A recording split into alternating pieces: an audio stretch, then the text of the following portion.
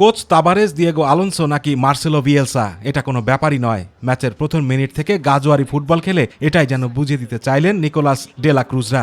অন্যদিকে কয়েক বছর ধরেই অস্তিত্ব সংকটে ভোগা ব্রাজিল নিজেদের যেন চেনাতেই পারছিল না।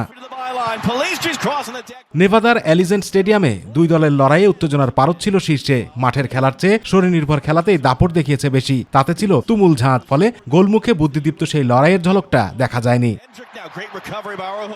দুই দল মিলে 41টি ফাউলের ঘটনা ঘটিয়েছে, যা টুর্নামেন্টের সর্বোচ্চ। ব্রাজিল বল দখলে এগিয়ে থাকলেও সবচেয়ে সুবর্ণ সুযোগটি মিস করেছেন উরুগুয়ের ডরুইন নুনেজ। ক্লোজ রেঞ্জে হেড মিস করেছেন তিনি। তাছাড়া প্রথমার্ধের শেষ দিকে সুবর্ণ সুযোগ মিস করেছে ব্রাজিলও। প্রতি আক্রমণে রাফিনহো দৌড়ে বক্সের কাছে চলে গিয়েছিলেন, কিন্তু উরুগুয়ের গোলকিপার এসে তা রুখে দেন।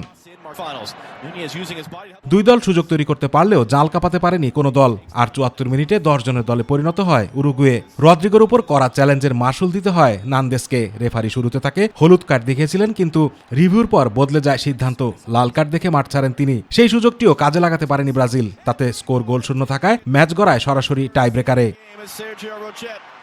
শুট আউটে প্রথম শটে উরুগুয়ে গোল করলেও ভুলটা করে বসেন মিলিতাও। তার প্রথম শটই রুখে দেন রোচেট। পেরেইরা দ্বিতীয় শটে জাল কাঁপাতে পেরেছেন, কিন্তু ডগলাস লুইজের শট পোস্টে আঘাত করলেই শঙ্কায় পড়ে যায় 9 বারের চ্যাম্পিয়নরা। অ্যালিসন উরুগুয়ের চতুর্থ শট রুখে দিয়ে ব্রাজিলের সম্ভাবনা বাঁচিয়ে রেখেছিলেন, তাতেও লাভ হয়নি। চতুর্থ শটে মার্টিনেলি গোল পেলেও পঞ্চম শটে উরুগুয়ে গোল পাওয়ায় 4-2 গোলের জয় নিশ্চিত হয় টুর্নামেন্টের 15 বারের চ্যাম্পিয়নদের। আর শেষ 8 থেকেই বিদায় নিতে হয় ব্রাজিলকে।